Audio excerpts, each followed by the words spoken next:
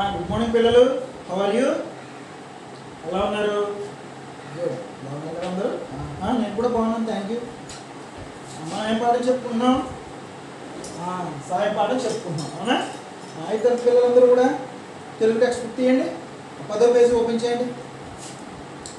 నిన్న మనం సాయం పాఠంలో 2వ పేజ్ చెప్పుకున్నాం, ఇప్పుడు లాస్ట్ పేజ్ చెప్పుకున్నాం. కథలో హీరో పేరు ఏం పేరు? రవి కదా. రవి వాళ్ళ ఇంటి దగ్గర కరెంట్ వైర్లో పిచ్చుకు చిక్కుకుపోయింది. ఆ పిచ్చుకుని ఎలాగైనా కాపాడాలని రవి అనుకున్నాడు. వాళ్ళ అమ్మతో చెప్పాడు, వాళ్ళ నాన్నతో చెప్పాడు. వాళ్ళ నాన్నేమో కరెంట్ ఆఫీస్కి వెళ్ళి చెప్పాలన్నాడు. అప్పుడు వాళ్ళ కరెంట్ ఆఫీస్కి వెళ్ళి రవి స్కూల్కి వెళ్ళే ముందర కరెంట్ ఆఫీస్కి వెళ్ళి చెప్పాడు. వెళ్ళి స్కూల్ నుంచి ఇంటికి వచ్చాడు, కానీ సాయంత్రం అయినా సరే కరెంట్ ఆఫీస్ వాళ్ళు ఎవరు రాలేదు. అప్పుడు రవి ఎంతో బాధపడుతున్నాడు. అయ్యో పాపం పిచ్చి చచ్చిపోతున్నాం, ఇంకా ఒక రోజు 2 రోజులు అయిపోయింది, ఇంకా ఎంతో కాలం ఉంటుందని చెప్పి పాపం బాధపడుతున్నాడు. అప్పుడు చూద్దాం, 10వ పేజ్ ఓపెన్ చేయండి. ఒకసారి చూడండి, నేను చదివేది వినండి అంతే, ఎవరు నా వెనకాల చెప్పకండి.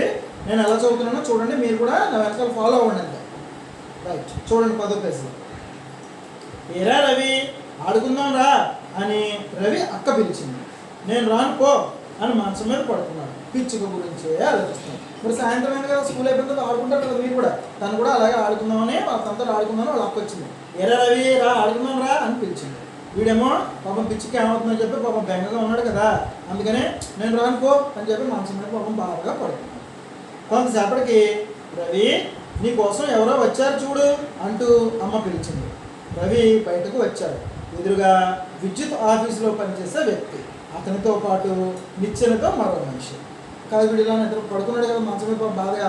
ఒక 2-3 నిమిషాల తర్వాత వాళ్ళ అమ్మ పిలిచింది. రవి అని పిలిస్తే అమ్మ ఏంటమ్మా అన్నాడు. చూడు నీ గురించి ఎవరో వచ్చారో చూడమ్మా, బయట వచ్చారు పిలుస్తున్నారు నిన్ను అంది. వీడు వెంటనే లేచి బయటకు వచ్చి చూశాడు. ఆశ్చర్యపోయాడు. ఏమైంది?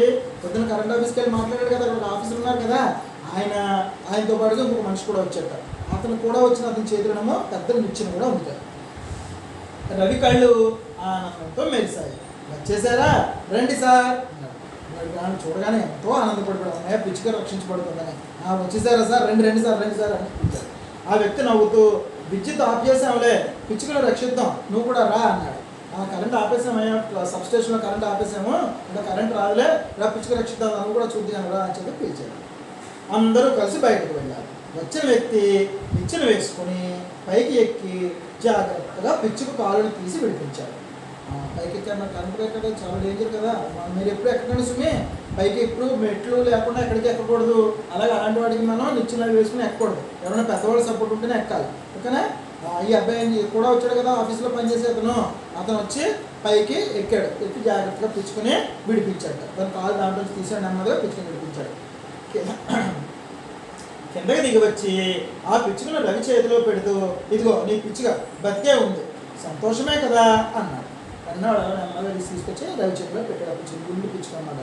పెట్టి ఇదిగోనే చూడగా బాగా అరుస్తుంది కదా, ఇంకా బతుకొని ఇదేం చచ్చిపోలేదులే, బెంగ పెట్టుకోకు, సంతోషంగా ఉన్నావు నువ్వు అని చెప్పి అడిగాడు. రవి ఆత్రంగా ఆ పిచ్చుకను చేతిలోకి తీసుకున్నాడు. మెల్లగా దాన్ని నేల మీద వదిలిపెట్టాడు. మరి తీసుకుని అయ్యో ఎలా ఉంది ఏంటని చెప్పి అలా నేల మీద పెట్టాడికి ఆత్రంగా చూసాడు కదా. ఆత్రంగా అంటే ఎంతో దాన్ని అంటారు, ఎంతో కాలం ఎదురు చూసినారు, ఏదైనా విషయం జరిగింది అనుకో ఆత్రం అంటారు అన్నమాట దాన్ని, ఓకేనా? అలా చూశాడు.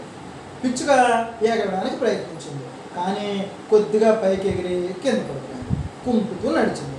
పాపం 2 రోజుల నుంచి పైన ఉండిపోయింది కదా, అందుకని కింద పెట్టేవాడికి ఎగరడానికి ప్రయత్నించేసింది. పిచ్చుకలు మనకు దొరకవు కదా, పారిపోతూ ఉంటాయి, వెళ్ళిపోతూ ఉంటాయి. వీళ్ళు మనుషులు చూడడానికి అది కొంచెం భయపడుతూ ఉంటుంది. వీడు మంచివాడే తెలియదు కదా దానికి. పడగానే కొంచెం ఎగిరిపోదామని ట్రై చేసింది, కానీ ఎగరలేక కింద పడిపోయింది. మళ్ళీ ఏం చేసింది, కుంటుతూ నడుస్తుంది పాపం. కొద్దిసేపటికి అది మళ్ళీ ఎగరడానికి ప్రయత్నించింది. వీళ్ళందరూ కూడా అయ్యో ఎగరలేదంటే అనుకున్నాడు. అవి ఇంకా బాధపడిపోతున్నారు ఎగరట్లేదని. కానీ కొంతసేపటికి మళ్ళీ ట్రై చేసింది, ఎగరడానికి ప్రయత్నం చేసింది అన్నమాట. ఈసారి ఎగరడంలో సఫలీకృతం అయ్యింది. సఫలీకృతం అంటే ఏంటి?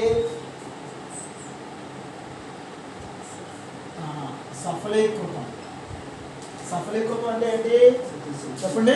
ఇంగ్లీష్లో చెప్పేసుకోవాలంటే సక్సెస్ అయిందంటాం. అదే తెలుగులో చెప్పాలంటే తను అనుకున్న దాన్ని సాధించింది అని అర్థం, ఓకేనా?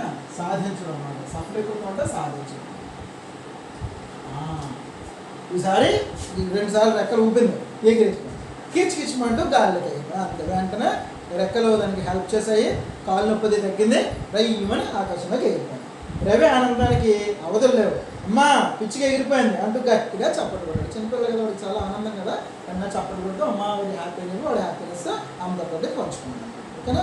ఇక్కడ రవి యొక్క మనస్తత్వం ఎలాంటిది? ఎదురు మనుషులు, ఎదురువాళ్ళు మనుషులైనా జంతువులైనా పక్షులైనా సహాయం చేసే గుణం కలిగి ఉండడం. ఓకేనా. అలాంటి వాళ్ళకి ఎప్పుడు సమాజంలో మంచి పేరు వస్తుంది. మీరు కూడా ఎప్పుడైనా ఎవరైనా బాధలో కానీ కష్టాల్లో కానీ ఉంటే ఖచ్చితంగా సహాయం చేయాలి. చేస్తారు కదా. అంతేగాని వాళ్ళు ఎవరైనా కష్టంలో ఉంటే బాధలు ఉంటే మనకి ఎందుకు అని చెప్పి మర్చిపోయి వదిలేసి పోకూడదు. మనం ఎప్పుడైనా ఇబ్బందులు ఉంటే మనకి సహాయం చేస్తారు ఎవరైనా వచ్చి. మనం కూడా ఎవరికైనా ఇబ్బందులు ఉంటే తప్పకుండా సహాయం చేయాలి. పక్షులైనా జంతువులైనా మనుషులైనా సరే. ఓకేనా. తప్పకుండా చేయాలి. ఇప్పుడు చూడండి, ఇక్కడ పదాలు అర్థాలు ఇచ్చారు చూడండి. దృశ్యం అంటే మన టెక్స్ట్ బుక్లో ఉన్నటువంటి పదాలు కొంచెం కష్టమైన పదాలు అంటూ ఉన్నాయి, వాటికి అర్థాలు చెప్తున్నారు. దృశ్యం అంటే చూడదగినది. అలాగే కష్టం, కష్టం అంటే మీ అందరికీ తెలుసు ఇబ్బంది అని. అలాగే ఆత్రం, ఇందాక చెప్పుకున్నాం కదా, ఆత్రం అంటే తొందర అన్నమాట, ఎప్పుడు జరుగుతుందా అని కంగారు పడిపోవడం. అలాగే అవధులు, అవధులు లేవు ఆనందానికి అంటున్నారు. అవధులు అంటే ఇంక అసలు హద్దులు అనమాట, ఇంత అంతా కాదు, గోళ్ళంత ఇష్టం అన్నమాట. గుంపు, గుంపు అంటే సమూహం. గుంపు అంటే ఎక్కువ మంది, ఒకడు ఉన్నారనుకోండి ఒకళ్ళు అంటాం, ఇద్దరు ఉంటే ఇద్దరు అంటాం. కానీ 20, 30 మంది 40 మంది గూడు ఉన్నారనుకోండి ఒకే చోట గుంపుగా ఉన్నారనుకోండి దాన్ని మనం సమూహం అని చెప్పి కూడా అంటాం, గుంపు అని అంటాం. ఆసక్తి, ఆసక్తి అంటే ఏదైనా ఒక విషయం మీద ఇంట్రెస్ట్ కలిగి ఉండడం అనమాట. ఓకేనా. దాన్ని ఏమంటుంటే ఆసక్తి అంటే ఇంట్రెస్ట్ అంటే ఇంగ్లీష్లో చెప్పడం, తెలుగులో ఈజీగా అర్థం అవ్వాలంటే ఆపేక్ష అంటారు. ఆపేక్ష అంటే దాని మీద మనకి ఎక్కువ ఇష్టం కలిగి ఉండడం అనమాట. దాన్ని ఆసక్తి అని చెప్పి మనం అంటాం. ఓకేనా. రైట్. ఇక్కడ చూసిన తర్వాత 11వ పేజీలో ఇవి చేయండి అన్నారు. ఇదంతా ఎక్సర్సైజ్, ఇవంతా మీరు చూడండి, సింపుల్గానే ఉంది. వినడం, ఆలోచించి మాట్లాడడంలో. రవికి పక్షులు అంటే ఇష్టం కదా, మీకు ఏ పక్షులు అంటే ఇష్టం, మీకు ఇష్టమైన పక్షులు ఉంటాయి కదా, అలాంటివన్నీ మీరు రాయండి. అలాగే సాయం కథను సొంత మాటల్లో చెప్పండి. ఈ కథ మీరు చెప్పాలి సొంత మాటల్లో. ఓకేనా. మీ స్నేహితులు మీరు చేసిన ఏదైనా సహాయం గురించి చెప్పండి. మీ స్నేహితులకు మీరు ఏమైనా మీ ఫ్రెండ్స్కి ఎప్పుడైనా ఏమైనా సహాయం చేస్తే అది కూడా మీరు చెప్పచ్చు. అలాగే తర్వాత చూడండి పదజాలం. ఈ కింది ఒత్తు ఉన్న పదాలను రాయండి. ఇక్కడ ఒత్తు ఉన్న పదాలు మస్ట్ క అన్నారు. క, అవునా. చూడండి ఒకసారి. క, ఈ అక్షరం, ఈ ఒత్తు ఉన్న పదం ఒకటి చెప్పండి. అక్క అంటే సింపుల్. తర్వాత చూడండి గ, కా తర్వాత గ చెప్పండి. గా చెప్పండి. మల్లె మొగ్గ. తర్వాత చ చెప్పండి. బాగుంది, వెరీ గుడ్. పుచ్చకాయ. ఇంకేమున్నాయి? తర్వాత జ, ఏమన్నా పదం చెప్పండి. బోధంటాం కదా, బోధంటే బోధంతో ఎక్కడికి వెళ్తుంది చెప్పండి, కడుపులోకి వెళ్తుంది. కడుపు ఇంకొక పేరేంటి? బొజ్జ. తర్వాత చూడండి ట,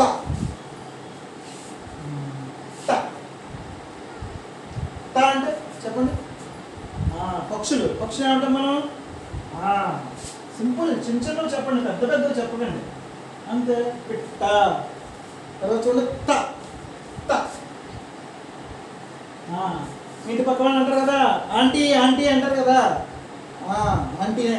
ఆంటీ అంటే పిన్ని అవ్వచ్చు, లేకపోతే అత్త అవ్వచ్చు. అత్త. తర్వాత ద, అన్నం తింటాం కదా, అన్నం ఎలా తింటాం చెప్పండి మనం? కలుపుకుంటాం. తర్వాత ఏం చేసుకుంటాం? ముద్ద చేసుకుంటాం.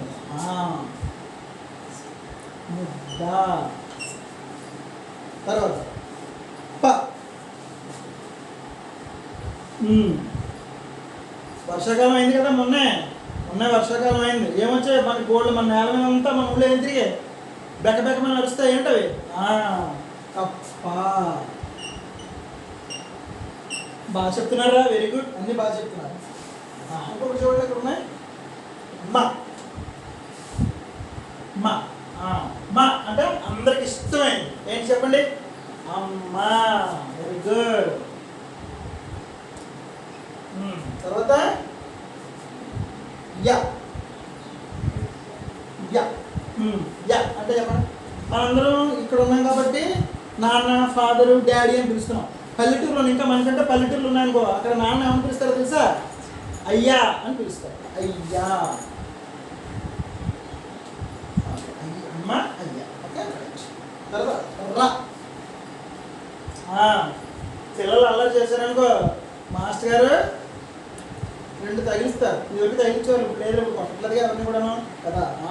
ఇది ఎంత కొట్టేవారు ఇదొక మాస్టర్ చెప్పండి? కర్ర. తర్వాత లా.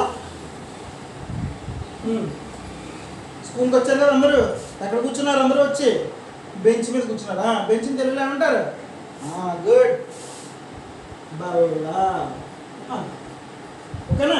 ఈ ఒత్తు అక్షరాలు వచ్చిన పదాలన్నీ కూడా మీరు ఇవన్నీ నేను రాశాను కదా, మీరు కూడా ఆలోచించి ఇంటి దగ్గర వేరే కూడా రాయండి. ఓకేనా? తర్వాత చూడండి, ప్రాజెక్ట్ పని అన్నారు.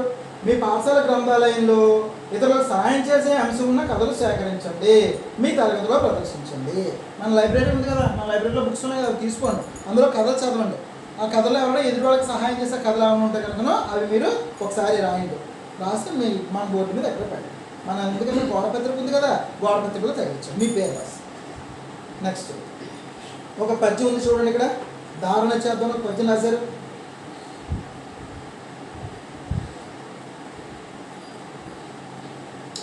చూడండి ఎంత మంచి పద్యం ఉందో చూడండి. శివ చక్రవర్తి అనే ఒక ఆయన ఉండేవాడు పూర్వకాలం, దాని గురించిన పద్యం. పూర్తిగా ఆ విషయాన్ని చెప్తున్న పద్యం. గువ్వ కొరకు మేను కోసియా శిబిరాజు వార్త విడువరాక కీర్తికెక్కవోగునంచబోవనుపకారిణింతురు విశ్వదాభిరామ వినురవేమ. ఒకసారి చూద్దాం చూడండి. గువ్వ కొరకు మేను కోసియా శిబిరాజు వార్త విడువరాక కీర్తికెక్క ఓగునంచబోవనుపకారిణింతురు విశ్వదాభిరామ వినురవేమ. అంటే దీని అర్థంగా తన దేహమునే కోసి ఇచ్చి పౌరాన్ని కాపాడి శివ చక్రవర్తి కీర్తి పొందాడు. చెడ్డవారిని ఎవ్వరూ తలుచుకోరు, ఉపకారం చేసేవారిని అందరూ గుర్తుంచుకుంటారు. ఇంటికి వెళ్ళిన తర్వాత మీ అమ్మని కానీ మీ నాన్నని కానీ లేకపోతే మీ తాత మా అమ్మ ఉంటారు కదా, అమ్మమ్మ కానీ ఎవరినైనా మీరు శివ చక్రవర్తి అంటే ఎవరు, పౌరం గురించి ఆయన శరీరం కోసేసుకోవడం ఏంటని చెప్పి అడగండి, వాళ్ళు చెప్తారు. ఓకేనా? ఒకవేళ వాళ్ళు ఎవరికి తెలియలేదు అన్నారు అనుకోండి, రేపు వచ్చినప్పుడు అడగండి, నేను మీకు చెప్తాను. ఓకేనా? అయిపోయింది. Okay, bye children, bye.